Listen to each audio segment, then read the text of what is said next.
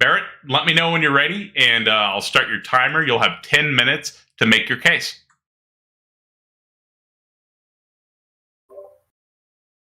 Brilliant. Ready. Starting it now. Well, welcome everyone. So the question before us, and hello, Amy.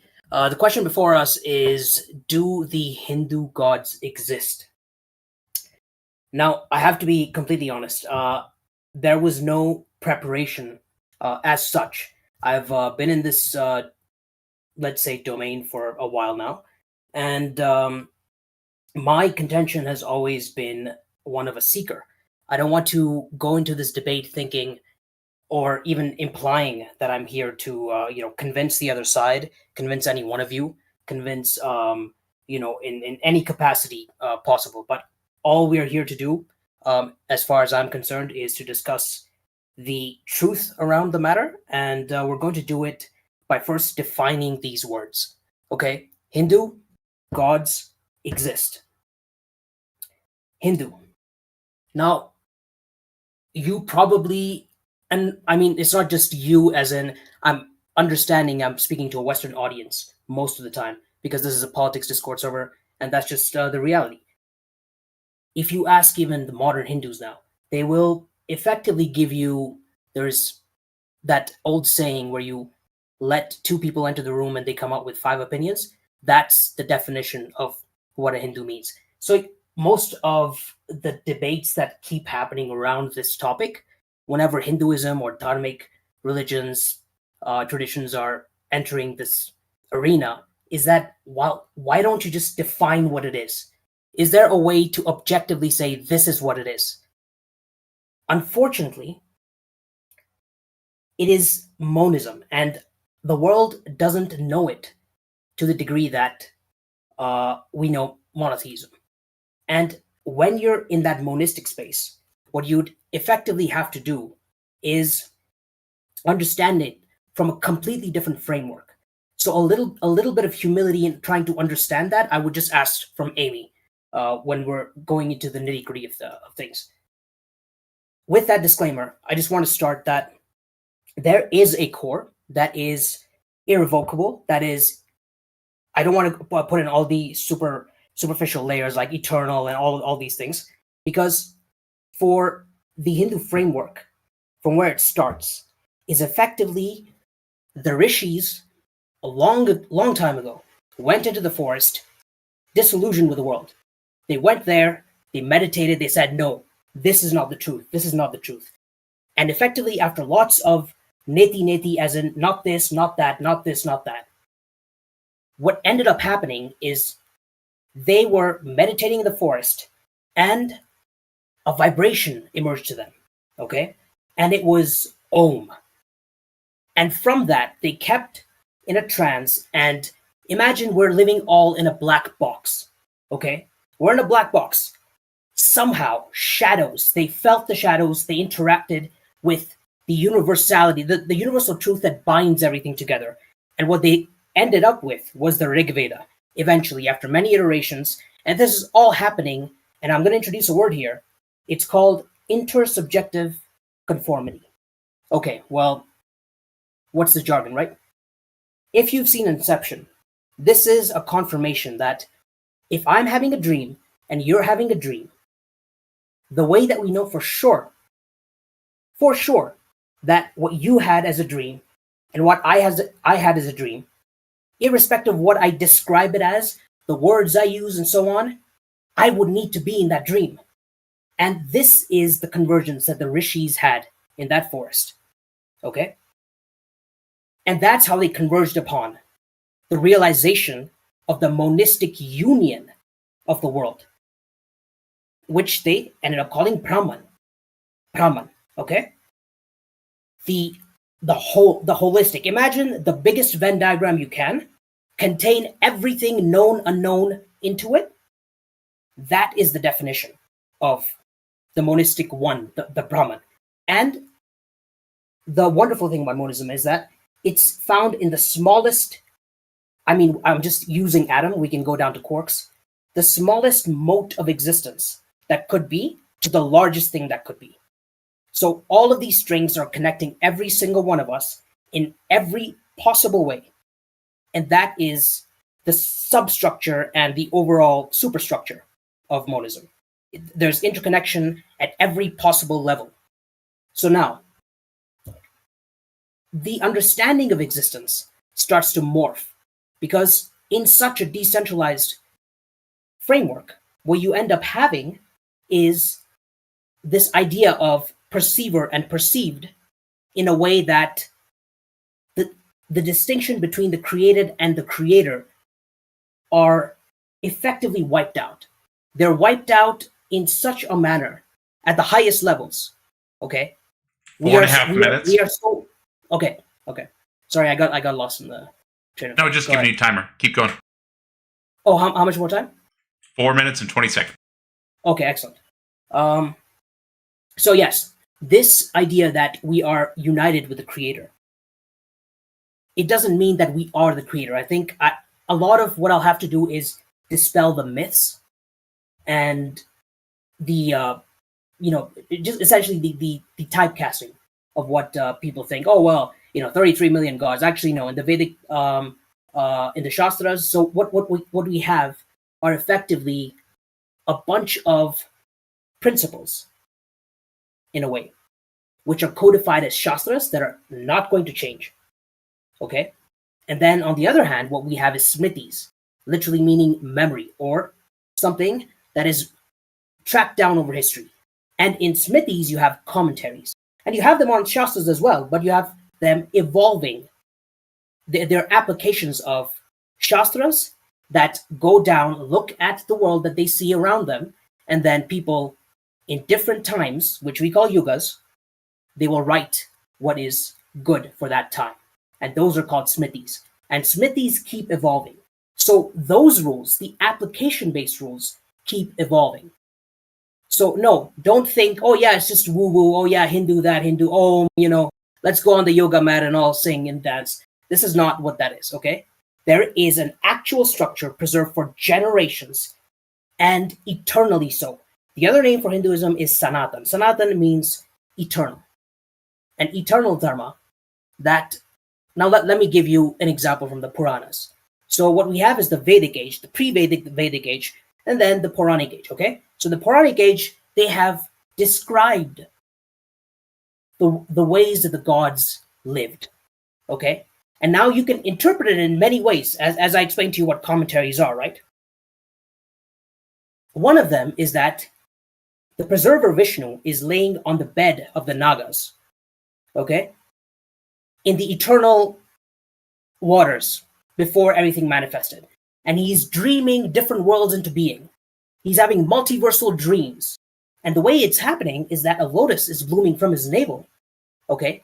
And it's opening up, and there sits on one lotus one Brahma. So that's how you have the three differentiated formed gods, okay? You have a name for them, and you have a form for them. And I'll keep referring back to name and form, okay? And each Brahma will have its own universe. So, see, this is something that I just want to give you, in a sense, Amy, not to be like, oh yeah, totally, you see, Vishnu, I see his, leg over there or something, and I point to a direction in the sky. I don't think that's what we're doing here. The idea behind all of that is not that it is in fact what it is. In fact, something even in the history. So there's epics called Ramayana, and this is a historical account of an ancient battle that happened. Okay, you have multiple different accounts of it, often contradictory, and yet there is agreement between all of these. Because 1 minute. Essence is what is important. It's not about the historiosity of everything. It's always about the essence of them. And in principle, the Hindu gods and what they represent is that union and that bridge between the individual and the Brahman through the layers that I've described. You can refer to the chakras, you can refer to the koshas, which are just different layers of your body. Your sthul sharir, your body that is corporeal, right? The one that strikes and is cut down by a sword. There's one beneath that, the one of feeling. another one beneath that, the one of thought, and so on. So there's a lot of things that are hidden underneath the layer. And so this entire primer, I just wanted to establish before going into debating, whether they exist, how they exist, and in what form existence can be discussed in this context. All right, that's time. That's it. Perfect. And I do want to say you have a little bit of background noise there. I would recommend, so we'll get ready to go into Amy's introduction, but I would recommend going into your settings real fast under voice and video, and then clicking noise cancellation. You'll see crisp, I believe it's called. Just click crisp real fast, and it should knock out the humming in the background for you.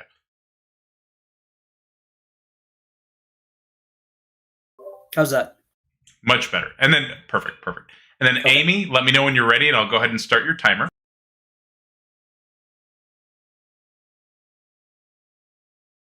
All right, thank you. All right, I'm starting it now. Do the Hindu gods exist? No. But I'm open to being wrong. So far, like other gods, there is no evidence that the Hindu gods exist. But before we dismiss the concept altogether, let's dig deeper. Go over what Hinduism is and some things I think are actually cool. And that which I may think is cool as a concept, but some things I just don't think happen to be real. Hinduism is one of the oldest surviving religions in human society today, with some documents over 3,500 years old, most of which were written in Sanskrit, the Hindu holy script. The word Hindu itself came from geography. They lived along the Sindhu River. The Persians across the river often replaced their S's with their H's. Thus came the word Hindu. The Greeks, hearing the chatter, weren't big fans of starting things with H's, dropped the H, added AI onto the end, and the word India was born. Now, Hindus have many core beliefs, including Brahman, or the material that makes up the universe, Atman, the true eternal soul that is immortal, karma, or the good and bad actions or deeds we do along with their consequences, moksha, or the cycle of life and death that we can only escape by achieving Brahman. The Vedas are Sanskrit-written sacred texts revealed by sages, 4 of which are primary, but there are many more, dealing with truth, reality, and the universe, sacrificial rites and rituals, a sweet song that destroys sorrow for the gods, and curses or charms, like those invoking rain, or tips on how to deal with warfare. Now, it often deals with cyclical time, with time itself having no beginning and no end, often counting cycles in yugas or 4 periods, and dharma, or the proper moral behaviors we should do so that life is great and society can function. Hinduism is generally polytheistic religion, meaning there are many gods, although some denominations choose to worship specific deities. The 3 of which I will go over are called the Trimurti, or a trinity of the cosmic gods considered the most powerful. Brahma is the creator god who created all of the universe and life. He has 4 heads, each pointing in the north, south, east, and west direction. He has 4 arms holding sacred items, including the Vedas themselves, a lotus flower, a ladle, and rosary beads. What I think is interesting, in parallel to Western religions of creation, a strong following has not developed around this deity. Instead, the second god, and most popular in Hinduism, is Vishnu. He's known as the preserver, and is seen as a hero god of the people, often living among humans themselves, which they call avatars. Finally, Shiva is the destroyer, worshipped by some other denominations. He is known for having matty hair, his third eye, and the serpent wrapped around him. He also often wears tiger furs and is wielding either an axe or a trident.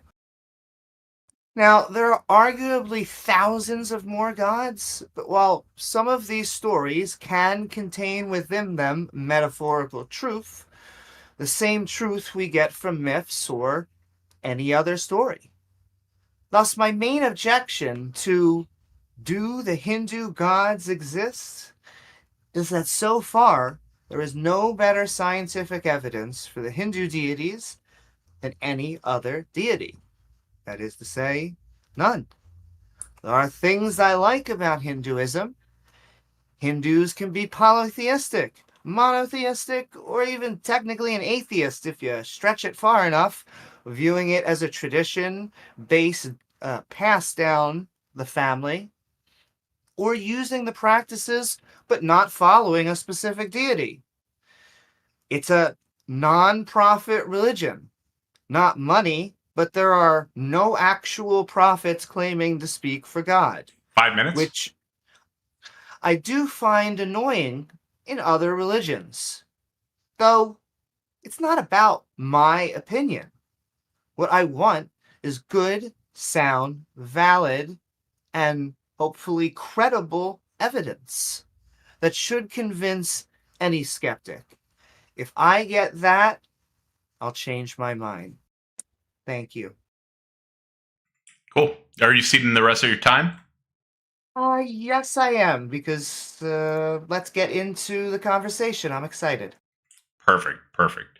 So we'll go ahead and start with the affirmative cross-exam. Barrett, you're going to have the start here because you're in the affirmative, and then it'll be Amy. You'll have 30 minutes. Give me go ahead to start the timer when you're ready, and we'll start the timer. You ready, Amy? Yes, I am. Okay, let's start. All right, starting the timer now. Okay, that's great. You gave a nice little and this is by no means derogatory, but it seems like you went on Britannica and like, oh, what is this Hinduism nonsense? Not nonsense. I'm just being flippant. But then you went through all these things, don't even pronounce Vedas correctly, and it's not about the pronunciations. Okay, it's really about understanding it as a holistic picture. That's the issue. When you look at it like this, I mean, you look at Brahma with 4 heads, holding all these different things together. And if you look at like the AI imagination, thinking like, wait, well, I mean, this guy, I want to play him in a game or something, But the point here, I was hoping that it would not go to scientific evidence, not because there isn't any. In fact, there's a lot. But the problem is the atheist position that I'm having, and I'm coming to a question, by the way. The atheist position, it kind of precludes the idea that these kind of things can have scientific evidence. There will always be an internal drive of the atheist to go and just keep poking holes. And because it's coming from presupposition that we discern fact from fiction right now. And I would answer your last question with, I am an agnostic, atheist, anti-theist. It is true. I am against religion. I think that it is bad for society. I'm not an anti-theist in that I'm going to have to cut you off there. Oh, no, cut me off, by all means. I was blabbing. Okay, brilliant. Thank you. I just want to be more clear, and lead towards a more fruitful conversation. Sure. So you call it a religion. First of all, it's not religion. Okay, it's dharma. Dharma is not is different than religion. Religion is based on belief, and dharma is not belief based. Okay, belief is a component that we employ, but it is not belief based. What we have to append belief, in fact, belief is probably a smaller version of it, is experiential knowledge. Okay, and that experiential knowledge guarantees, okay, and I'm not saying mincing anything, guarantees that you can personally experience the divine, the sacred, and so on of these gods. Now, there are different ways in which you can do that. And that, I mean, you'll say, well, that's anecdotal, right? What about if it's subjective to yourself? Let's say you follow the path and then you experience it yourself. It's kind of like going back to that whole dream and verifying whether, you tell me you had a dream of a sheep. Well, how do I know? Right? So you'd have to have the same dream. You'd have to read what the sages before you. You'd have to read into them and not just flippantly it just seems that the atheist position is like, oh yeah, I dismiss this because it's just nonsense. Very, very surface level, kind of just lapping at the waves of the ocean, never really going inside the ocean. So if you are willing to go down and examine the positions, the experiences of the sages that have actually gone down that road, would you consider that as evidence? Can I just start with that? Sure. First, let me just address it is one of the world's oldest religions, making it a religion. But I would love to go down any road that you think is valid. Again, I'm open to many types of credible evidences. I'm even open to valid and sound argumentation. I just think it all is ultimately going to fall weaker than the bar of scientifically sound and valid, credible evidence. Okay. Well, again, my ending question was, do you accept that experiential evidence is evidence? I said I'd be willing to go down that road. The problem with experiential evidence is it generally can only prove subjective things. So you could explain to me Right. why So then, your favorite color is something. It's going to be sure. harder to do that empirically or Of course, and I agree with you. If it was subjective, I would agree.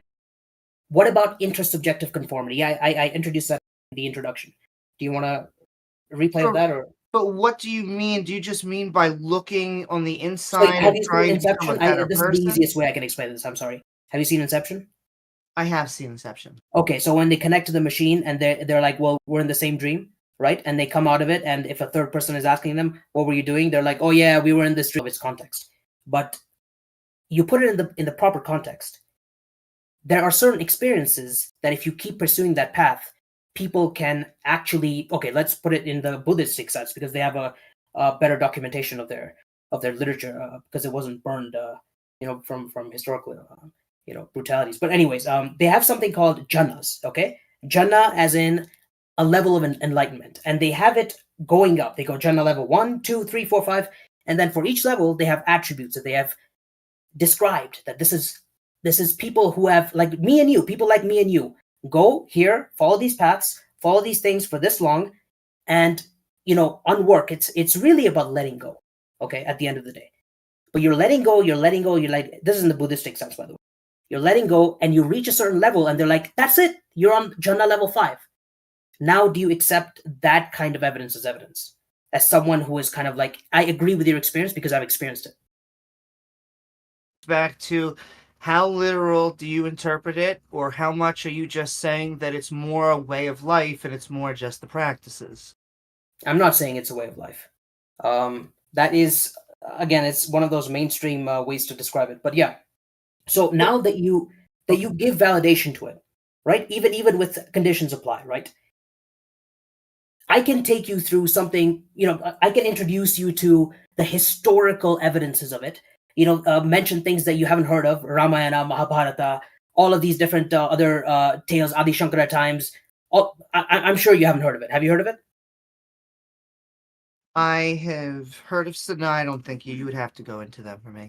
Exactly. So it just feels a bit disingenuous for me to like introduce, well, this happened, and then I give you, well, and this is the evidence for that. It's like almost like I'm the professor here, and I'm just teaching you stuff, which is not what I want this conversation to go down. Okay. Sure. Can I pause? Well, Yeah. it is Yeah. your time, but it just Yeah. seems a little bit like condescension in the opposite direction. In other words, you are the subject matter here, expert here. You are a Hindu, and so that's actually your job. I would say I tried to do a lot of background research that you kind of belittled. Nonetheless, I tried to give a good primer, and if you would, I would actually rather you go through one story you think is very provable to everyone, because I don't Excellent. understand. Yes, Well, exactly. okay. Here. I did not mean to, first of all, condescend. I just don't know how else to explain the vast, ocean, or the vast chasm, the valley between us, in terms of knowing what we're talking about in this subject. It doesn't have anything to do with condescension. Okay, that is not what I meant at all. But this is just what the facts are. The point is, let's go down to why I went down that route. Because whenever you were asked, the first thing you said is no, they do not exist.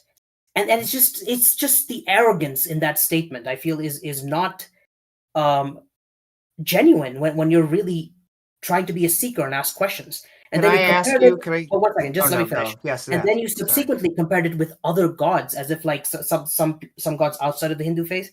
Is that because those are not the same, by the way? And we can go into the distinction if you want.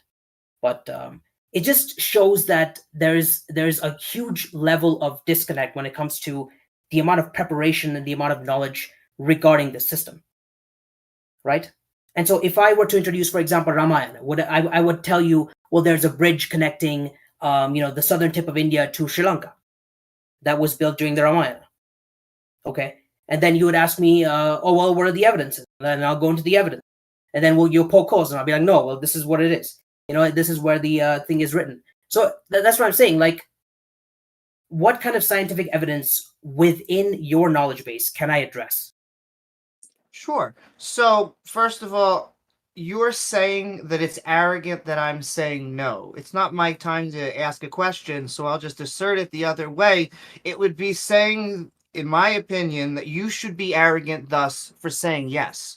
Instead, you should be saying maybe, because that's what you're implying when you're saying I'm arrogant for saying no. Let me just say that I never said yes. All I said in the beginning, if you heard, is let's define Hindu, let's define gods, let's define the framework around what existence means. Okay? Mhm. Because if you actually look through the framework in which the gods exist, they exist at many levels that you have to earn in order to access them, in order for them to access you. There are certain rules that apply. Blanket rules, karma applies everywhere. Okay, seeps down through all levels, all koshas, all chakras, all the way down to from the biggest monistic oneness to the smallest mote of dirt. Okay, but the point is that the framework of existence is not as in like, oh yeah, right here I see Shiva sitting there. Let me go and like say hello and high five him. I wish. Right? Because that would seem the most logical if they were physically real. That would seem okay. So let me give you this example. At the end of the Mahabharata war, there were beings called Chiranjeevis. Okay, Mhm. and by the way, the avatars are not just of Vishnu, Shiva. They're of every devi because we have female deities as well, and the Chiranjeevis are eternal. They survived the war, and they are historically postulated to exist forever, and forever until the turning of the new Yuga. So we're in Kali Yuga right now, and at the end of the Yuga, there is an eschatological component where there will be the showing up of the 10th avatar of Vishnu, Kalki, in which the Chiranjeevis will once again come back and aid Kalki, Bhagwan Kalki, Lord Kalki, in re-establishing Dharma and taking it from Kali Yuga to the next Yuga. Okay, so this is the postulation of that one of the gods kind of eternally living through it. So yes, for example, the reason I brought this up is Hanuman is a Chiranjeevi. Do you know the monkey god? I'm trying to just play within your playground. The hero god, So right? he is supposed to actually exist. And whenever you chant Ram, he is supposed to be hiding until Dharma is like completely wiped out. And there is a necessity for him to return. So in that sense, he is real. And if you read the Yoga Sutras of Patanjali, you've seen the Marvel movies, right? All of those abilities are literally described in the Yoga Sutra of Patanjali. And they are said to have they're said to be powers that you can access with a lot of I don't know what's the English word, tapas, a lot of meditation. It feels disgusting. A lot of really focused, intense, meditation. Let's just say meditation and austerities that you impose on yourself. So the entire structure of the Hindu gods being able to exist is that you can access that existence within yourself, through them, if you transcend the levels, if you follow certain rules. Real fast, we're just under 15 minutes. And Sure. remember, you're focusing on proving that the Hindu gods, or at least building a good case for why the Hindu gods exist, right? Yeah, I'm just going through this. Can I also I'm trying to fill the respond to some of chasm the that's things you there said? of the knowledge divide, and it feels like this is kind of necessary in order to establish this this debate. It just seems, the atheist side is just not, and this is not a dig on you, Amy. It's just the atheist side fundamentally is coming from, and also historically is coming from Incoming a sense of the rejection of the Abrahamic world. That's been the new atheist movement. Let's put it that way. Well, can I just comment? Because there are some things you just Of course. talked about that are very similar to Western Sure. theology. So, for example, us being in the last Yuga, that is actually something that, I don't know, seems very similar to what the Christians and the Muslims are saying. Well, I mean, basically saying, eschatology, when you discuss eschatology, it's going to seem similar. How many Well, years until the end? Because it's postulated very long. 2050. We Oh, are no, we're 2050, basically when a the- brand when new the- universe. When the and Dead Sea dries up, that is when the Mahdi and all of that is going to come back. That's one of the core points. Well, I guess my point is we're not in end times. There's nothing like the cyclical yugas that you Right, say. so that's what I'm saying. How long, can you ask me, how long does the Kali Yuga last? Isn't a yuga about 4 million years? No. It's Okay. all different. It's all Satya Yuga different. was 4 times longer than the one that came. Treta was it? It's No, like 4. I saw there were 3, some 2, that were 1, yeah. smaller, but 3, yeah, and it goes smaller and smaller. The Dharma degenerates faster and faster as we go towards the the end times, and then a god coming in and trying to fix everything back to normal. Sounds kind of like a lot of the other religions to me. Sure. Also, and it's great that the only reason I went down that road was to bring up Hanuman, because you're talking about scientific evidence of the gods. Well, where are they? And I'm saying he's in hiding, and he manifests himself when you say Ram. Okay, that was the only reason I brought that up. It wasn't to compare those two, but sure. but no, to address your point, it's just one interpretation. If you rise from the manifest multiple deities, the fundamental one versus many thing, the manys begin to get absorbed into the one. Okay, and that is true for all the Hindu gods as well. Is what the entire argument that I'm trying to make is that at every level, further and further away from the one, the many is predominant. Okay, and so as you go closer and closer to the one, as I've described, following these rules, so on and so forth, you absorb yourself to the one, into that streamlined, rise up the chakras. I mean, most people here have seen Avatar. I hope they have. The cartoon. I mean, not the trashy movie. It's a good show.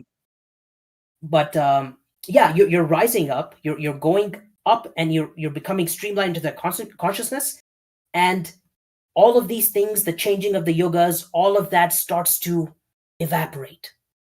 Does that make sense? Advaita does not hold that the many world reality, oh yeah, this avatar will come, and that. They say no. Do you understand?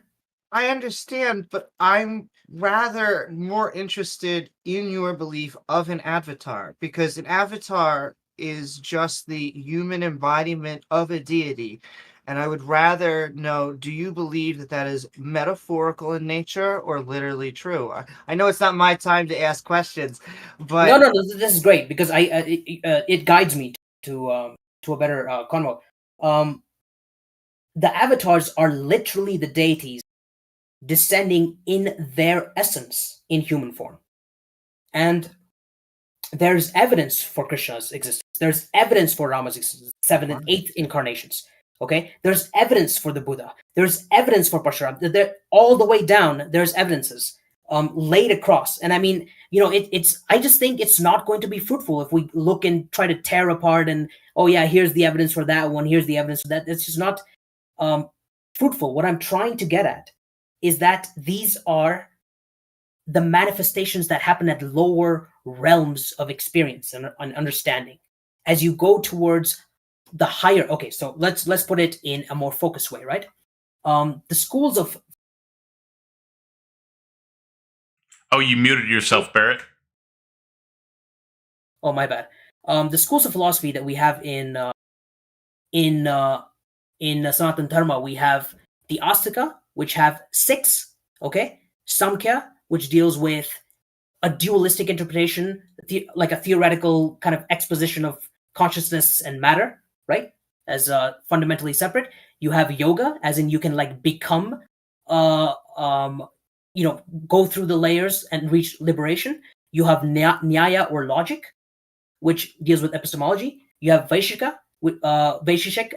which is an empiricist kind of atomist school. You have Mimams. Do you understand, like the ways in which you can interpret one event is so many different ways, and they encapsulate this in the Astika schools through these things. The end of that is Vedanta, and Vedanta is considered at the top, at the highest mode, the monistic, the absolute monism, substance monism, whatever you want to call it, the one that encapsulates everything else. And the great thing is it actually encapsulates the Nastika schools as well. The Nastika schools, as in the ones that are like, no, the Vedas, we do not accept that authority. We do not accept the gods exist. We do not accept this exists or that exists, okay? These are Charvak, that are basically materialists, okay? But they accept some form of free will. The Ajivikas, which deny a sense of free will, but still don't accept the authority of the Vedas or the existence of the gods. And yet, these are under the same umbrella, and Buddhism and Jainism, okay? Buddhism is essentially Vedanta, but they say at the top, it's not a monistic one. There's just nothing there, okay?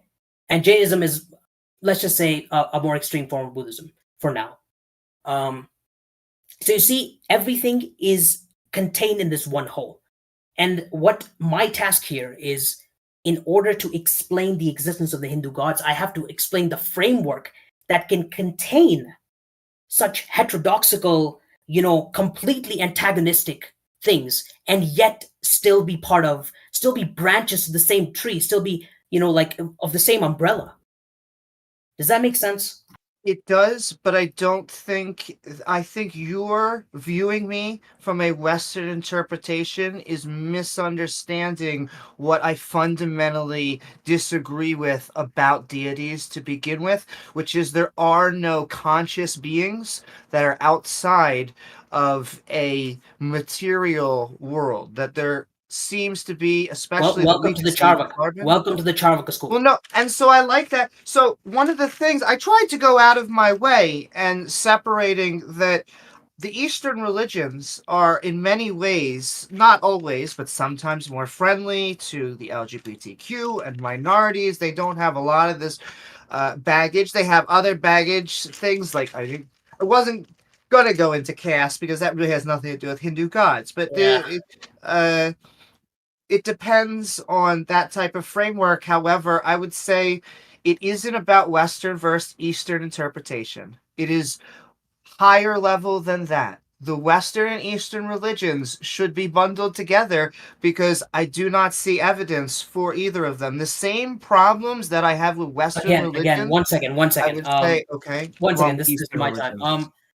I can't allow that because it just, you cannot. The reason why I've been going into levels is because I'm trying to explain to you that your analysis is stuck at that Western level of, oh, well, what about the deities? They have similarities to that, and Hinduism has deities. But what I'm trying to say is, look at the entire Venn diagram. You're looking at one moat, and you're like, well, look at over there. The entire framework on which atheism is built, or new atheism is built, is kind of like the destruction of the Abrahamic model. And it's like, well, in some way, this is very similar. So let's also destroy this. It's like, sure, go ahead and attack it. You're just going to fit into and a lineage of people who have already been doing that. The Charvakas, the Ajivikas, the Buddhists, the Jainists. Okay, you are with them, and they still hold to the principles. They still hold to some form of monistic oneness. They hold to the basic principles that underlie this entire thing that we can call Hindu. And by the way, this whole thing that Hindu is just a geographical entity, it's bullshit. It's complete nonsense, because in the Parsi literature, they have mentions of Hind. Okay, so it's a misnomer to think it's a given. There's a word for it that is given by outsiders, but Hindu is associated with Aryavart, and I don't want to get into like the genetics and then the movement of the R1A gene. That's beside the point. The point is that these people, the Bharatiya people, have had an entire history spanning that entire region all the way to Eastern Europe, and that land over there, before Christ, before any of these other Abrahamic religions, they have in their works, okay, not just our works but their works, the mentions of Hindu, Sindhu, and Indu. Indu is also a river. Sindh is also a region. The Himalayas is also Himalaya to the Indus Sagar. That is our people. That's the region of our people. Okay, so there's just so many different things. I just don't know. It's like I'm in a perfume store. I don't know which one to, go for. So why don't you tell me where we can proceed from this point? Sure. I mean, you went over what I went over. They were the Sindhu River, sometimes Indu, became Hindu. I do love when theists call it. But also the Arya. You completely forgot the Arya. Arya meaning noble, by the way. Okay. Hitler stuff. That's fine. I mean, I have nothing wrong with different groups of people. I just find it interesting that it is geographical in nature. It comes from the river by which the people live by. Again, I think you're thinking Indus Valley. The Indus Sagar is the sea, and the Himalayas are the Sindhu River. Right. River? That region. But in the Rig Veda, there was a battle of 10 kings. There were tribes there. This is fundamentally a story about a people and their experiences across time in this version of the universe, with this Brahman in charge, with these many Manus in charge. Manus as in like the first men, men, quote unquote.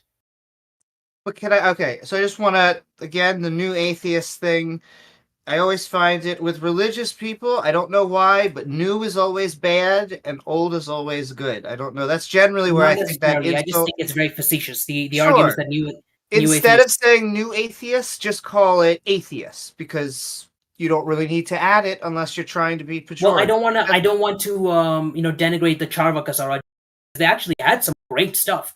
Like Jainism, for example, they had something called 7-valued logic. You put that in any kind of philosophical school in the West, they'll be like, what the But new atheists would kind of be like me saying, you're the outdated theist. I'm the new atheist, you're the outdated theist. Do you understand how that might come off just kind of?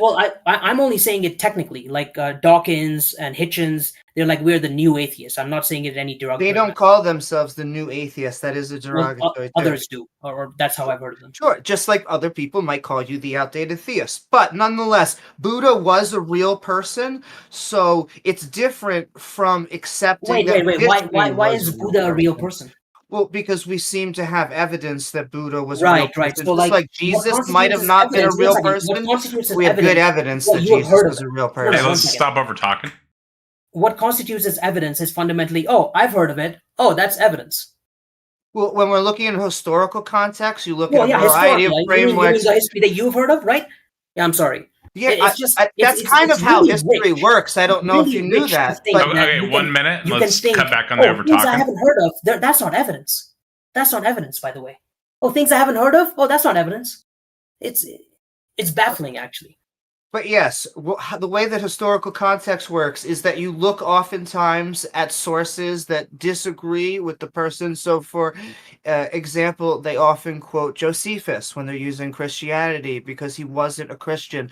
And so by quoting people who weren't actually from the religion, saying that they were real, even though... 1 second. I only have a couple of seconds. Sorry to interrupt. 30 seconds? I just want to say in these final moments that... I might not be the best person to discuss this, and I'm perfectly aware of that. but because I know so many, actual scholars of very well informed, way better to actually know Sanskrit, actually know discourses and debates, and so it is just of my contention here that in the All right, sense that's that I time. can handle it. Okay, yeah, in the sense that I You can handle can it. finish up your statement though, because there was a stop in the middle for like 20 seconds. So I'll give you like 20 more seconds. Okay, yeah. So just want to finally say that in my limited capacity here, I just want to say that the superstructure that is around it needs to be understood in order to even understand the statement. Same structure. Okay, let's cut it off there. Yeah, don't miss my passion for derogatory. Cool. Let's cut it off there. Amy, let me know when you're ready, and we'll begin your cross-exam. Although I do want to say, for anybody that would like to ask questions, I have people asking me in DMs and in the chats. I have a specific Q&A section on the YouTube. I linked that if you're in here in the pin window on the debate chat, or if you're in YouTube, there's just a Q&A button. Click that Q&A button, put the question there. It's really hard I have like 50 windows open, so it's really hard to keep up with everything. I'm sorry. But Amy, let me know when you're ready and I'll get started. Yep, I think I'm good to go. And all right, so I think that the separation really comes down to me between how much is metaphorical or just based on tradition and trying to find values in this life, and a literal interpretation. And so I guess my first question to you would be, how much do you think is literally true about Hinduism? Or should I say the gods of Hinduism, if any at all? Sure. And you'll forgive me if you think that I'm striving away from the answer. I'm getting there. It just takes a little bit more, because we have to understand the structure around how much to understand what is metaphor and what is reality and historical. The point is, the Dharmic traditions, Hinduism, let's call it, mainstream, does not hold history in the same way that the others do. I have to just make that clear first. The fact that time is cyclical allows for the evolution of narratives to fit into the local context of every time period that they exist. Okay? And that being the case, it's that old adage, that history becomes whatever legend becomes myth, and at a certain point, that was the rule. And if you read the Smrithis, if you read the actual documentation of those things at the time, for a certain amount of time, for that author's interpretation of that event, that's how he saw it. For example, let's take a concrete example: the Mahabharata war that happened. Evidences exist. If you actually read it, it's the longest thing. The Oedipus, not the Oedipus, the Iliad and the Odyssey. Sorry, that was yeah. Can I pause you for 1 second, just to refresh? Can I just one last sentence? Sure. So those epics, it is I think to the order of like 30 or 40 or 50 times in length, the Mahabharata, and a huge chunk of it is like, on day one, this warrior came up, shot this arrow at that range towards this soldier, and then it just keeps going on and on. This documentation. Okay, so go ahead now. So, yes, I did see that it's actually multiple Bibles and multiple Iliads. And so in that, I am very impressed. I would just continue to refocus, because it could be that there was a war happened that was historical in nature, and we could reference that. But about the gods themselves, Well, is Krishna it was more? Is it more metaphorical? Is it more literally true? that they exist, the Hindu gods. Okay, so let me just extend that, that line of thinking. In that war, Krishna is there. Krishna is the Lord. He's the supreme God. If you ask the Gaudiya Sampradaya, if you ask, which is basically the Hare Krishnas, one part of them is Hare Krishnas, another part is the Vaishnavites. In any case, they have the Srimad Bhagavatam, which is an extensive, documentation of his life, okay, and of the lineage of the gurus that came from that. But the point is, in that war, Krishna did many things, many things that are, you can classify them as miracles, but it's documented as history. Documented as history. If you look at different commentaries on it, at different people, according to their level, let's call it a level in terms of their closeness to the monistic realization of samadhi. You mentioned certain words in the beginning, moksha and all these things, right? Mm-hmm. So whoever's closer to a more realized person, they looked at it. Okay, this is the anecdote. This is how it goes. They say, "Oh my God, all of this destruction is happening. Brothers are fighting brothers. Uncles, families killing each other. What's all this?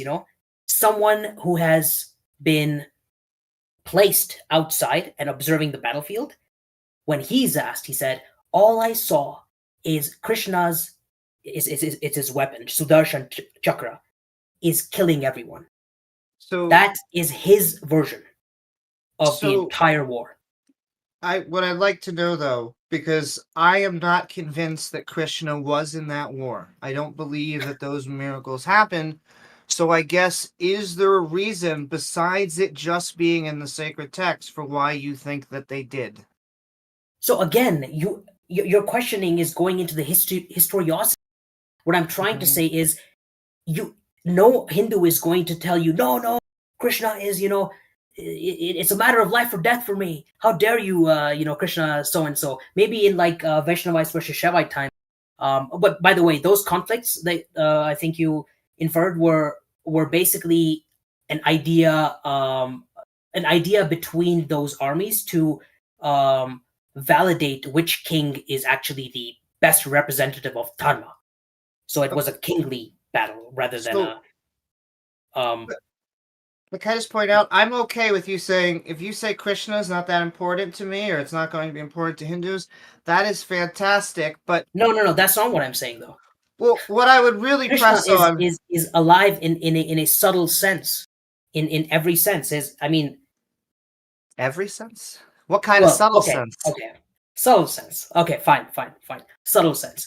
It's really about what you can derive from the principles, from the history, from the myths, from the commentaries, and apply to your life now. That's really the basis of Dharma. Sure. Could I tell you? I like if it's just the principles, because if I could go back to an earlier point, you said, how is this going to be a fruitful discussion? This would be a fruitful discussion is I could convince you or members in the audience who are Hindu to be the atheist version of it, because I'm okay with you following any set of beliefs or traditions that you like. What I have a problem with is thinking that these deities were real. But once again, can I just say, Charvakas are not atheists. There is like, oh well, you're kind of on the same side, but if you look at what they technically believe, there is a lot of difference. Sure, well, they may not be materialists, they may not be skeptics, they may be not a few different things, but what not annoys me, what peeves me just a little bit, and you're not the only theist this happens for, but sometimes it becomes more metaphorical when it's convenient, it becomes more literal when it's convenient. And you know why that happens? I'll tell you why does that happen? It happens because fundamentally it's an individual-based tradition. It's the entire point is we are drops outside the ocean that is Brahman. And the entire purpose here is not that drops quarrel between each other and burn each other and evaporate each other. It's to journey back, realize the oneness, and go back to the ocean. And so it becomes fundamentally, every point that is going to be discussed is going to be kind of contorted, twisted in a way that serves the individual. And that's why whenever you ask, get someone from the audience who's a Hindu, he'll have a different definition than me. I might, you wake me up on another day, but that's not the point. It's about what the actual, the principles, the Shastras, okay, that are different from the Smrtis. The Shastras are eternal. And those are the principles that are like, well, this is a monistic union over here, and you can access it directly. You can climb the bridge. You can evaporate the distinctions that, the one versus many illusion, this illusion of Maya that is being put on us, this ignorant, kind of blanket that exists, and we kind of interact with it, and we get contorted. We just like get annoyed with it, and all that stuff. We attachment, in one word, attachment. If I could just say that, Yeah. I have heard that, sure, each Hindu can have their own different views. I would also assert if you talk to each different Christian, if each different Muslim, they each seem to have their own versions of what they think is true from their sacred holy text. And so I guess... Can I just interrupt there? Uh-huh. I don't think it's valid to do that, because the Abrahamic traditions are actually dogmatic. Like if a Muslim has a differing opinion on fundamental, they will probably not be considered Muslim by the majority of Muslims. But dogma is not the problem. Once again, I like if you are less dogmatic as a religious person, even if the entire religion is less dogmatic. However, it still doesn't get to, is it true, which is the most important part. That's what I'm inviting you to, and people who are listening, there are certain steps, that you have to go through these austerities, follow these things, and you can experience it directly from your subjective point of view. What can be more evidential than that? So can I ask? Yes. Have you always been a Hindu? And there's going to be No. Okay. What has convinced you that Hinduism is true? Running every other framework that tries to grasp at this into the ground. And I assume not accepting any god was tried in that framework? Oh, I mean that's the way you approach these. I was like a militant atheist at one point too. So what convinced you that the Hindu gods are true? It's fundamentally subjective. Isn't that a problem, though? Is it a problem? Yes, I mean, think it is. Listen. Everyone is operating framework. We do interact with the world. I mean, do you really know what's behind your head at this very moment? Imagine something came and just destroyed it in a soundless way. You would turn and you would discover, oh my God, what's happening, right? Sure, but there would be a causal reason for that. Of course there would be a causal reason. Of course there, but what I'm trying to say is, that's why I've been trying to explain the framework in which to understand the question of existence of Hindu gods. Okay? And what I'm trying to say is, the way I've made that conclusion is not, I mean, yes, I did approach it from the atheistic point, in which I'm like, well, the others are just cults. Effectively, they're just cults. Okay? If you really want to, and I'm not trying to I mean, whatever. No, that's why I said, again, I complimented in my opening, is that you are a non-profit religion. I don't like the concept of prophets. I view them as middlemen for God. So I didn't insult you for that. I think it's a good thing. But we have disintermediation of the highest level. I mean, you are the prophet. Like, at the core, there are four basic big sentences. They're called the Mahavakyas. Okay?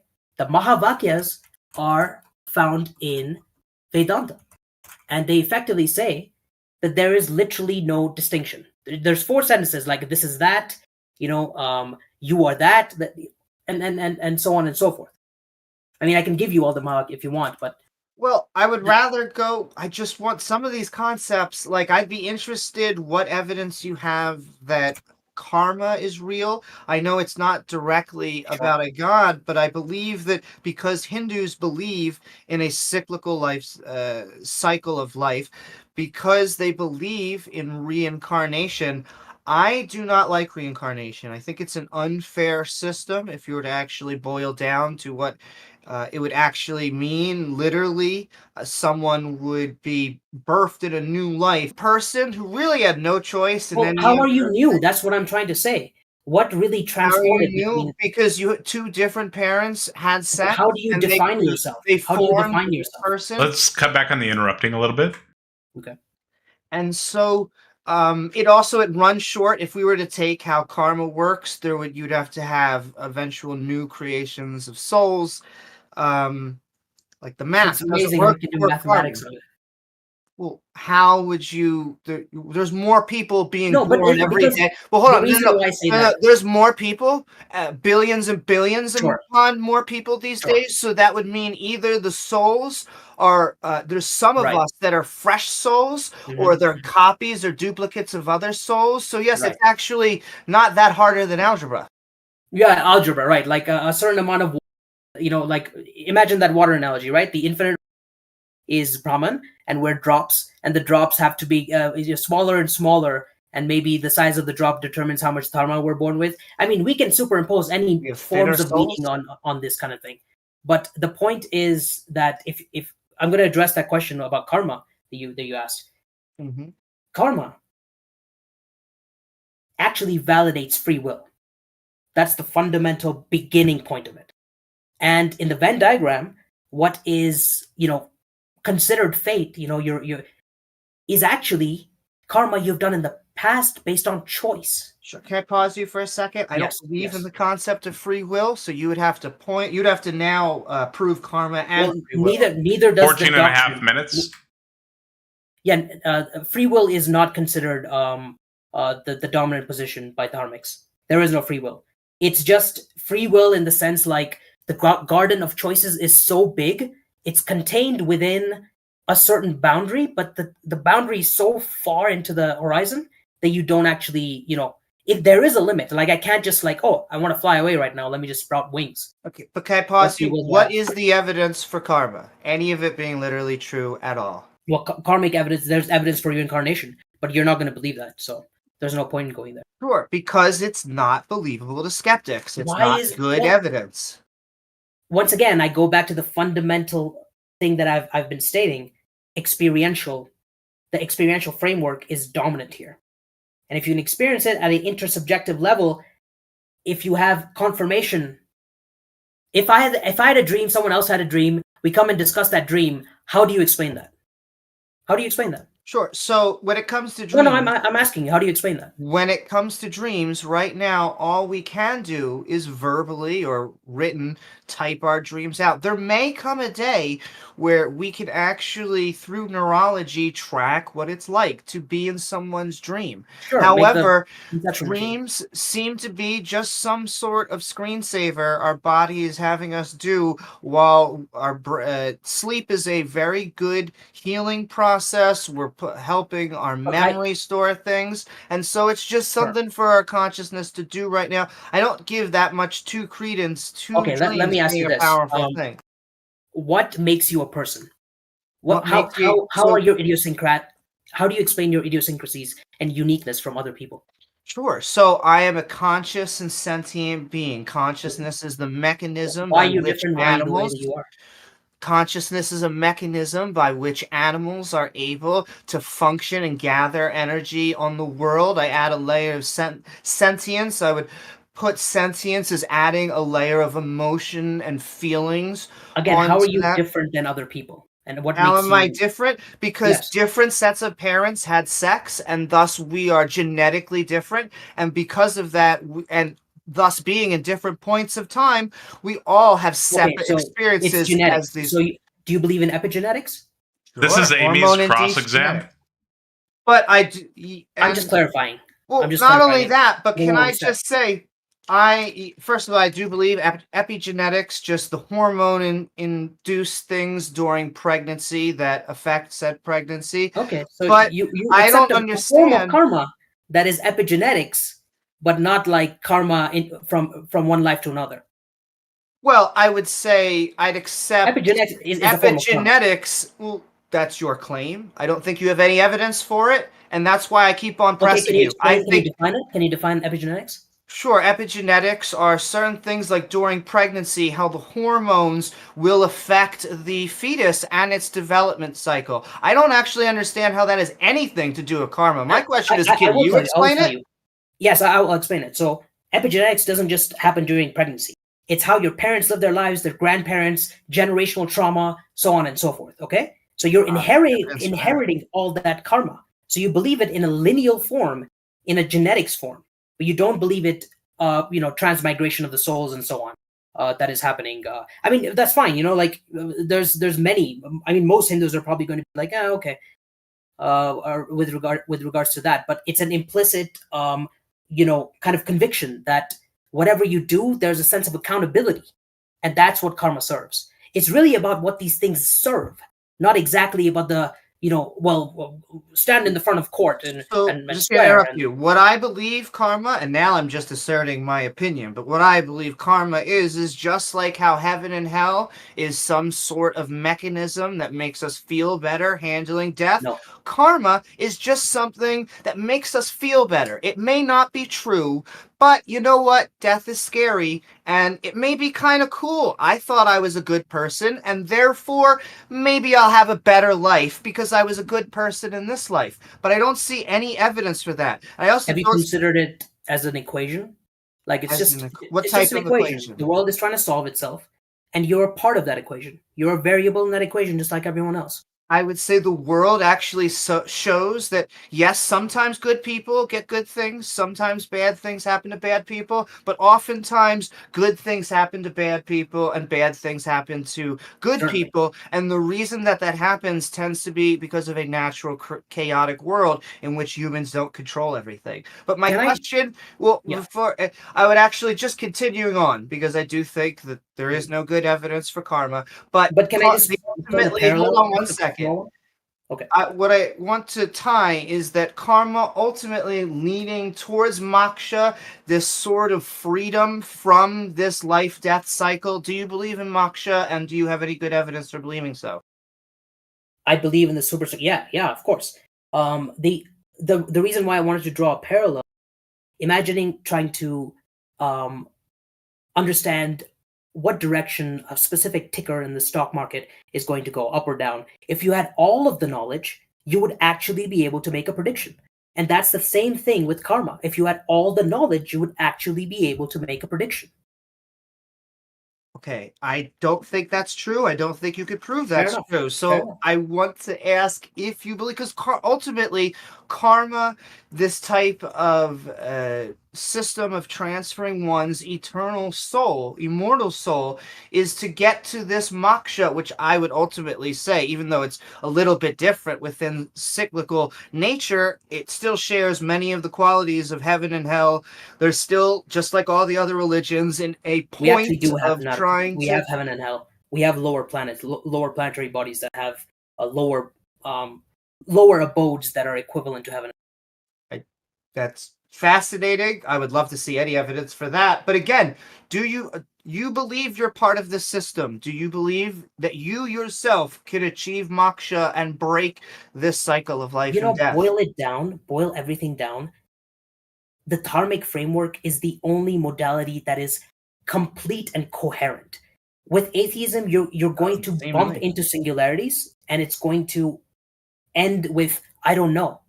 Okay, this is the only one that can completely feed back into itself without actually becoming circular reasoning. All I've gotten so far is either I don't know or personal experience. So I don't understand what Hinduism gets us more than just saying I don't know and then actually searching for the answer. The actual experience. If you follow certain rules, you can experience certain planes that you would think, well, they don't exist. Like what? Well, follow the rules. Read the Yoga Sutras. Follow Ashtanga Yoga. Let's put it that way. Give me your best one. Yoga. Yeah, the eight-limbed yoga. Let's put it that way. If you read the Bhagavad Gita, there are many paths. There are many yogas. Okay, to achieving moksha. Bhakti, Gyan, So worship, devotion, through knowledge, and karma yoga as well. So there's many ways you can get moksha. So That's is the that thing. a yes? You do believe that you yourself can achieve It's not moksha? belief based. Is what I'm trying to say. The entire structure is framed in a way that it can only be framed in that way, and it's accessed in an individual path, and you can choose that path. I mean, what more do you want? Sure, I have a different path. It's that we are animals. We exist to eat food, to get rid of that food, and sometimes mate. And there doesn't seem to be any evidence that any part of us exists after we die, except for maybe the Right. nutrients that thus serve other animals and decompose. Have you tried to follow the Ashtanga yogic principles? I have not. Can you give me some that Exactly. you think Why are don't good? you try them and see if it works for you?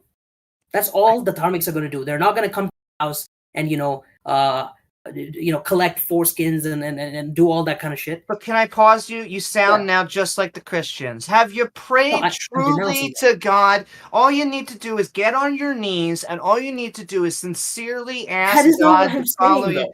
But you're It's like every chakra has 5 certain minutes? problems around life. So yeah, like start with the base. It deals with survival and procreation and lust. You go up, you go to I think people have heard of chakra. You go up and you address every facet of life, and it's just trying to solve your issues. I mean, where is this, like, in any way, like, oh, you have to believe this has to be the case, and if you don't do it, you must, where is that? No, but you gave a way to achieve moksha, and all it seems to say is just read the sacred text, see if you can follow the personal experience in the same paths that they did.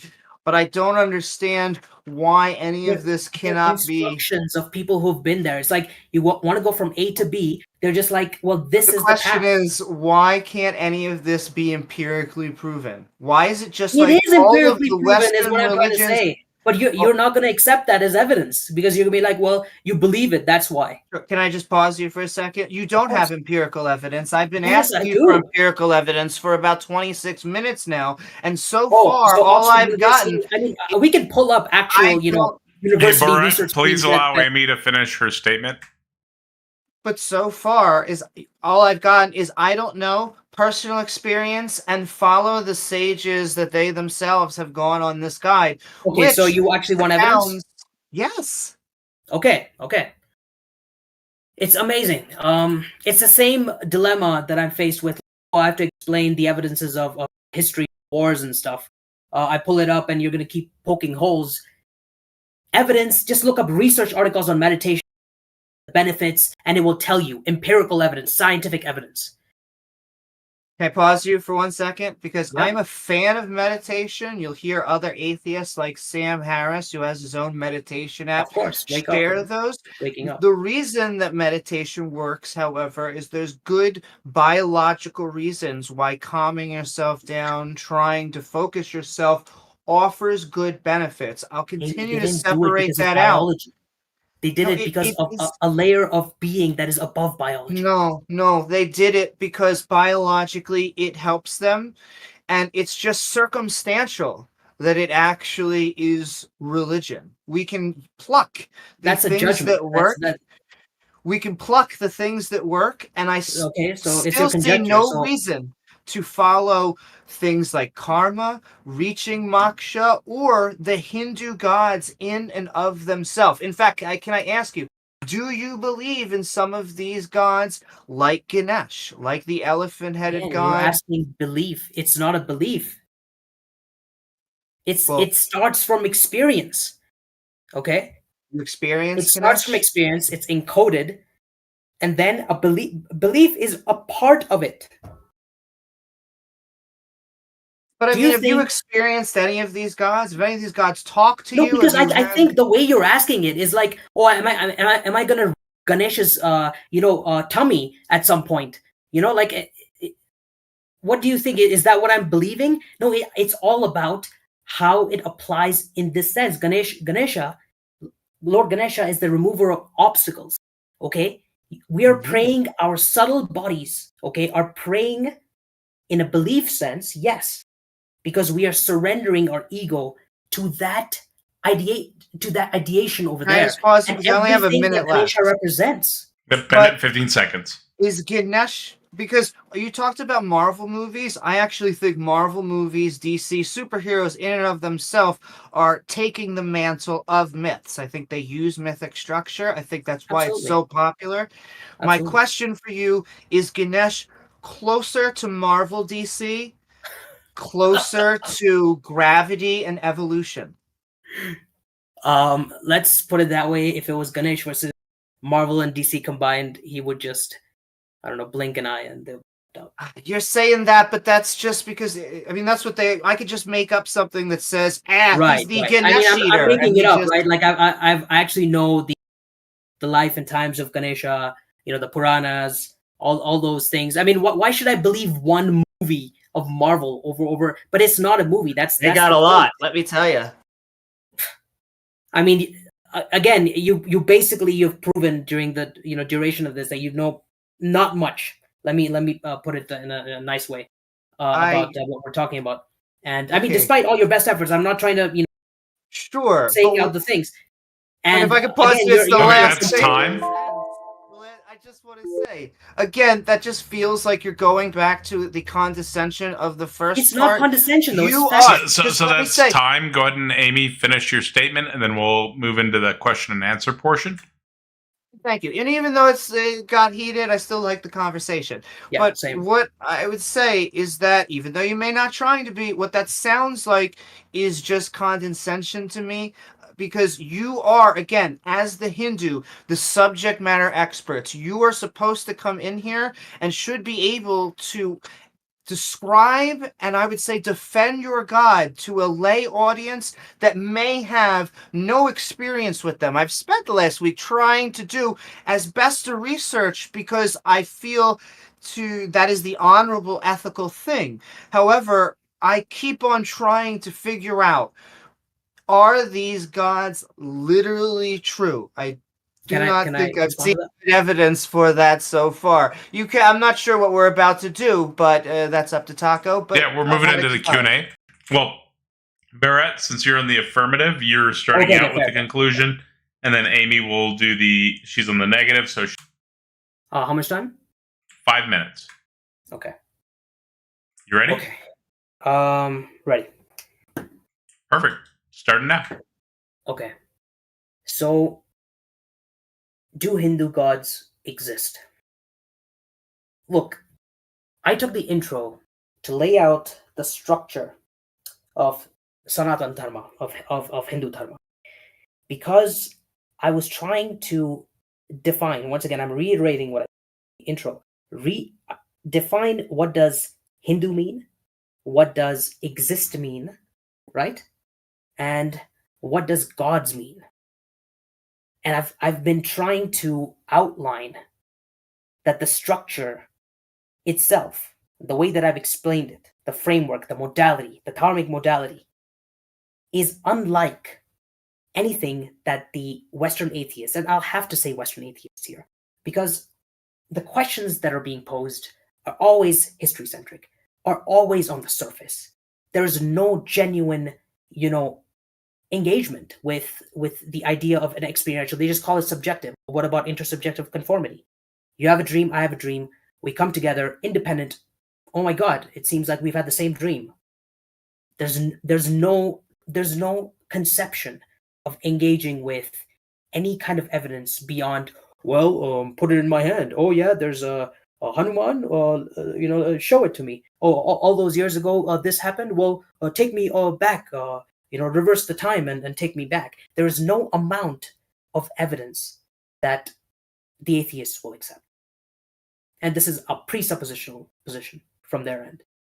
And I've already said, a question was posed to me, from which point did I arrive here, where I'm saying in the affirmative, do Hindu gods exist?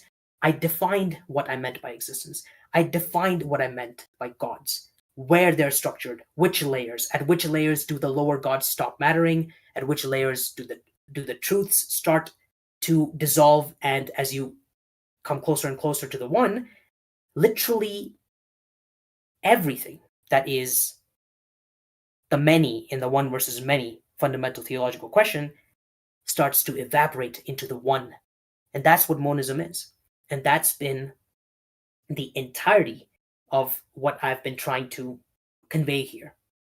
The superstructure in which the substructures and the different manys kind of emerge, the way that it's understood locally at the societal level is different than how it is applied at the individual level.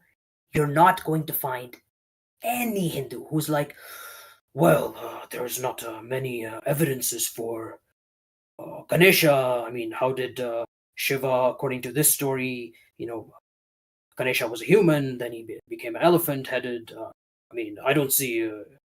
They don't do that. I mean, it's almost like we're playing different games, and this has been consistent with the way they engage, Abrahamics as well. It's more logical to engage Abrahamics with the questions that they have, but they just break down in front of the Dharmic umbrella. They just break down. And you've seen this. You've seen this demonstrated. You've seen how in the evolution of things, it's not that, well, you're really not defining things properly. Like, yes, the definitions are there. They're experientially available. They are truthful. They're factual to a certain degree in a certain context. But then, in a different context, they are different. Some truths are invalidated because you have risen past a point where they stop becoming relevant. It's like you're going up to 5th grade, and they're like, evidence in 4th grade. They don't recognize that there are layers here. You can actually erase the boundaries. There's no conceptual framework, logical framework that the atheists have that addresses the complexity, the brute complexity. It's not because it's just like woo-woo. And you understand this because I've explained there are certain truths that cannot be invalidated. The Shrutis, which I incorrectly called just the Shastras, Shrutis are those incontrovertible truths that were intersubjectively confirmed, converged upon by the rishis, who are like, we don't want to deal with this world. I imagine there's nothing there. They go and meditate, and what do they find? There's a monistic oneness, and everything that flows downstream from there becomes the Dharmic worldview. That's time. In that sense, you can finish up your statement, though. Yeah, that's it. Oh, perfect. Timed it perfect. And then, Amy, let me know when you're ready, and I'll start your timer. I think I'm good to go. Perfect. Starting now. And all right, I'd like to start by thanking Taco for inviting us and our interlocutor. I thought it was a really fun discourse and back and forth. I also appreciate all the people who came on and gave us questions. I feel like my ending statement is going to feel like more of a rebuttal to his ending statement, but I'll try and sum up my thoughts about the whole debate. I do think that I have been trying to focus this at a higher level. It is true that there are specific aspects of Hinduism that I like, and specific aspects of Hinduism that I think it doesn't really matter if I like it or not. There doesn't seem to be any good evidence, and I would also assert while I may say he gave a good defense of his beliefs, I don't think it rises to what I would say the skeptic's challenge, which is empirical evidence. And I'll tell you, we get flack from this from Western, Eastern theists, is that, my goodness, why are you using empirical evidence as your standard? Don't you know religion is this thing outside of that? We need to use a different type of tool. And yet from our viewpoint, it is the exact opposite. You are using outdated tools and are trying to put them to modern solutions. Went over a presupposition. It's true. We all come in with our own presuppositions. I think theists have way more presuppositions than the atheists will ever have. We seem to be coming at this, in my opinion, from a cleaner slate, saying I don't know, and then searching for evidence is always going to be more authentic to me than saying I think I know the answer, or even worse, I definitely know the answer. Now let's go out and find it. And thus, in my opinion, thus far, there has been not only no good evidence for a God, I would say there has no been good, specific, empirical evidence for the Hindu gods to exist. I understand complexity. We often get brought this up when they're trying to combat evolution. I'm pretty sure my interlocutor believes in evolution, which I actually appreciate way more.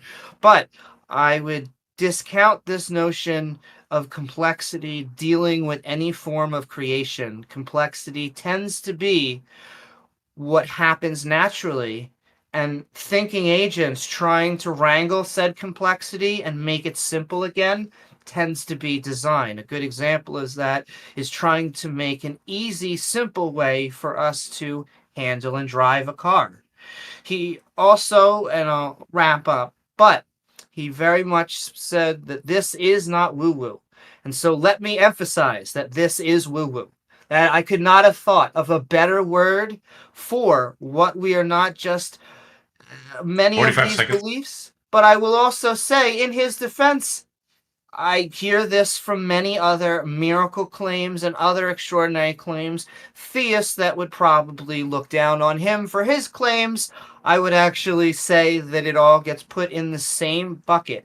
When we do not have good empirical evidence for our beliefs, it can lead us to conclusions that may not be true. And so I'm always looking forward to explore more. Come visit myself, James W., and other skeptics at my YouTube channel, youtube.com/Amy Newman. And I'm looking forward for many fantastic conversations. Thank you, Taco. Thank you, Rob, and everyone in the audience. Yeah. And Thank you, everyone. Thanks, Amy. Thanks, Taco. I appreciate everybody in the audience being here. Thank you, both of you, for coming to do the debate and being willing to chat about this topic. Amy, you have a link you want me to link. I'm going to put that in the... Let me find it again. So I'm putting the link to Amy's live stream that's going to happen right after this into the chat. Make sure to follow through there if you want to join for the after party. She's going to be discussing the topic. I'm also going to put it in the Discord debate chat. It's in here right now. That's going to be where the after party's at. So if you want to talk about how the debate went, who won, who lost, anything like that, make sure you click that link and you'll be able to all chat there. I might join for a few minutes, probably not too long though. Are you starting right away or are you waiting until 10? I think we are going to try and start as soon as possible. Cool.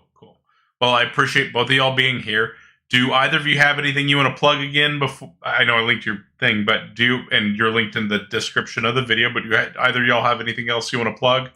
I will say it's an open mic, but yes, I want to send love to everyone on Taco's channel. Please check off Randolph's channel, JL Warren's channel, all of the fantastic skeptics out there, and yeah. I would raid somebody, but I have no idea how to do that yet, Hoopy. Same with me. I echo Amy's sentiment, and it's been fun. It's been fun. Thank you. Yeah. Thank you so much, everyone. Have a wonderful day. Narayan. Bye.